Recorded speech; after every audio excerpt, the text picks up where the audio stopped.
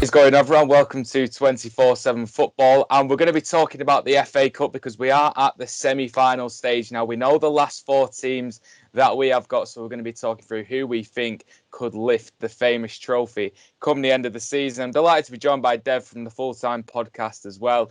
Dev, tell them a little bit about the podcast and how you got into it, because it's a fascinating story, to be fair.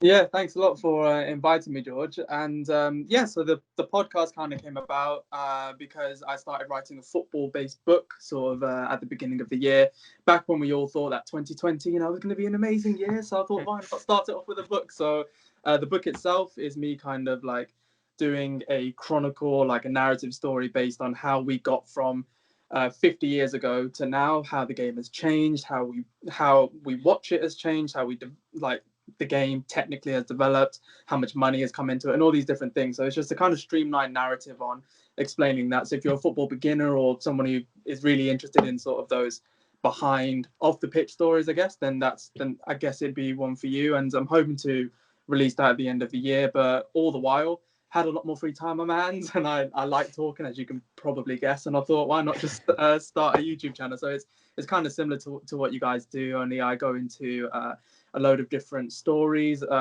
some conspiracy theories, some just kind of funny, gimmicky kind of things, but all in all, kind of based around my love of football. So yeah, that's it in a nutshell, I think, mate. So, like we said, new channel, only 2 weeks old. All the links will be in the description. Make sure you go and check it out. Fantastic channel. Dev, so you're a United fan. Yep. I'm a City fan. So yeah, love you already. Not off to a great start there. But we know we've got our 4 semi-finalists. We've got Chelsea taking on Manchester United, and we've got Arsenal taking on Manchester City at Wembley.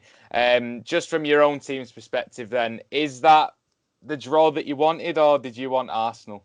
I wanted Arsenal. Yeah. I didn't want you. That's for sure.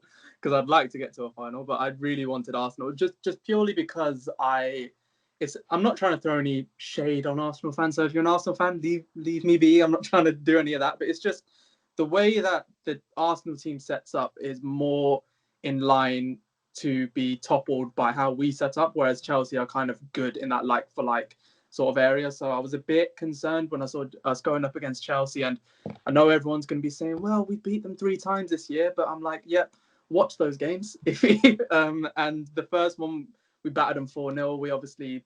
We played brilliantly in that game, and we've got all those players back, but Chelsea were a brand new side, and they developed under Lampard. And then a couple of other times we got lucky. I mean, I don't see Rashford banging out that free kick again, and I don't see us getting that kind of stroke of luck. And I just think since the restart, we've been one of the best sides, I think, in the league since it started. But Chelsea are following up closely behind, but for that loss against West Ham. And it's just because they keep on coming at you all the time. And if Fernandes is playing, if Pogba's playing, and Martial decides he wants to move physically around the pitch, then that'd be good. But yeah, wasn't all too happy. How did you feel about getting Arsenal then? So I said this on Newcastle Fan TV. I said, as much as, I don't like you said, you don't want to, you never want Arsenal in the cup. No one ever says, oh, give me Arsenal. That'd be brilliant. But out of the 3 options that we had, I think everyone would have preferred Arsenal. And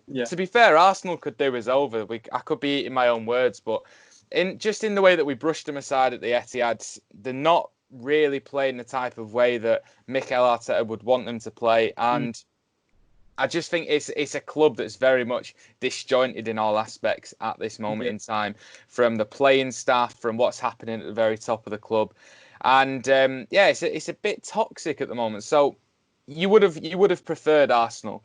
Obviously, as we know, FA Cup's such a big trophy.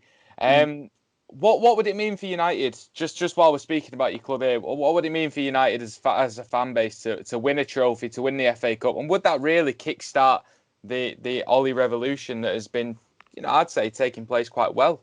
Yeah, I think he has every right to feel quite hard done by Ollie. Like the fact that people keep coming after him and keep saying he's not quite performing to where he should be. I think he's done a pretty fantastic job to begin with. Not only has he brought in players who are geared towards a new vision of the club, which, I mean, we've had experienced managers come and go, and none of them did that. And if you want to go back to the days where we're buying a great marquee signing but don't have that direction, then you do that. But Ollie has finally got us on a good little structure here, and he spent most of the season without the majority of his star players. We had a period without Martial. Pogba's only just come back. I think his game against Brighton was his 9th appearance of the season, something stupid like that. And he's had to deal with a few youngsters. He's had to deal with some finances not being put in the right place, and he's done really well. And I think to get at least a trophy this season is much what he deserves. I think that's fair for us to assume that as well. We had a pretty fair and easy FA Cup run. Like if you would write it down on paper up until now, to get like Norwich and Derby and all those and Tranmere, I think we got them quite late on, to get those kind of clubs, without disrespect to them, is what Ollie would have wanted. And he made hard work of it against Norwich, but I think if he picks the right team and does all that, and we get to say that we are FA Cup champions, it would just kind of reassert us a bit, because Arsenal have won it so many times recently, so have City, and we just kind of like fell off. We won it once under Van Gaal, and then we just kind of forgot about it. But I think for everyone who knows their history, Sir Alex Ferguson needed an FA Cup run to kind of start his tenure. I'm not saying it's the same thing, but it's the magic of the FA Cup, and if he can take that confidence of winning it or even reaching the final into next season, then it'll be really important. So I think everyone in red is going to be gunning for that FA Cup for sure. All right, so predictions time then. We'll go to the first game, Chelsea against United at Wembley.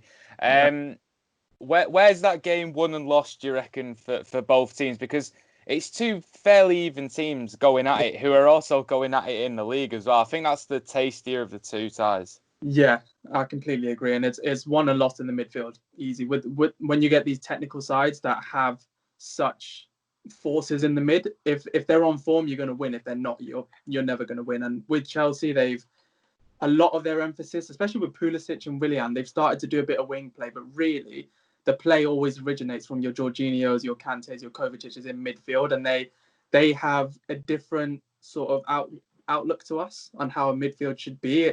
There's a lot of running and a lot of industry and endeavour in their midfield, whereas we're growing to be a bit more technical, trying to like pass between the lines, eye the needle type stuff.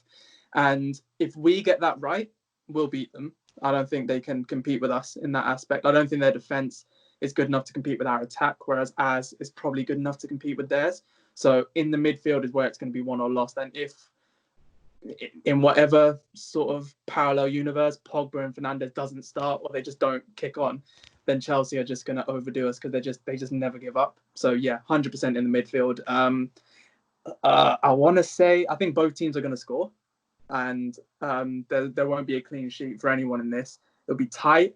I have faith in our lads. I do, and I want to say a 2-1 win to United is on the cards. My head says Chelsea, but my heart says United. It's going to be 2-1 either way. I think that's where we're going to end up on that. To be fair, I think United will go through. I mean, from a City fan, it's hard to give you his credit, but I think when you say United look like the form team, I couldn't agree more. I think you really do. I think Bruno Fernandes looks great.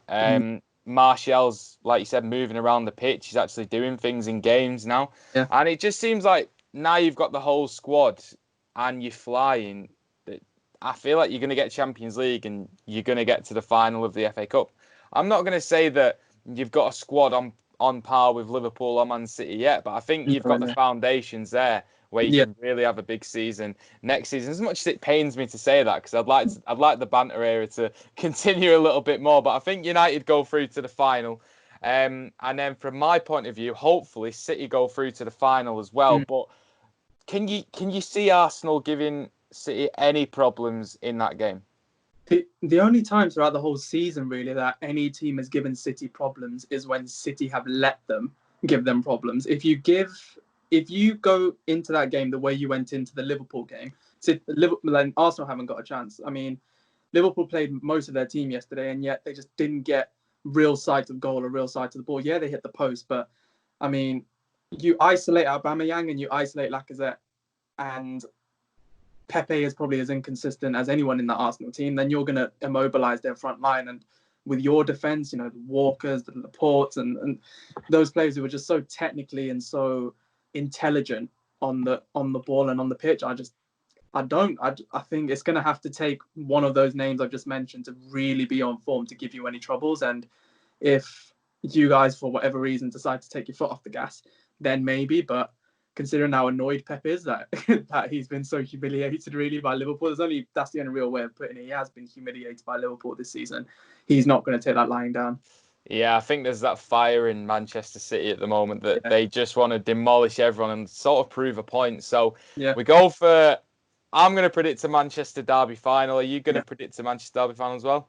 Just because my heart wants me to. I'm going to say, Manchester Derby final, but it won't be easy it'll be easier for City than for United for sure. Yeah, and then we get to the Manchester Derby final. Who have you got to win the FA Cup? Because I know United have done better against City this season, but a final of an FA Cup, a derby, what a huge game for the City. First of all, this is when I stop speaking to United fans. We won't be speaking before that game, and then if you win, we won't be speaking afterwards as well for a bit. But mate, it's in a way it'd be nice to see it. It'd be nice to see the two Manchester teams on top again together. But then it's going to be horrible to watch. So where are you going for the win there? You can't overlook Pep in a final. You just never can. Whether it's City, Bayern, or Barcelona, he always comes good in a final, and this will be Ollie's first. So it's gonna be interesting to see how the two personalities kind of match up. I think we outdid you early in the season only because we knew what your game plan was kind of going to be, and we just played against it. We were negative against you guys, and we luckily kind of went out for the win, especially at the Etihad. But when it's an FA Cup final at Wembley, wider pitch, it's all about exploiting those spaces. I just think you have that little bit too much quality to be overcome. Again, I think both sides will score. I don't think you'll whitewash us like you did against Liverpool, because there'll be too much pride on the line, and that will seep through. But as much as it pains me to say, I think you guys are going to take that one. But it'd be nice to just, as long as we come out of it positively, and as long as we don't attack the game as if we're afraid of you, then I think United fans would be pretty happy with that.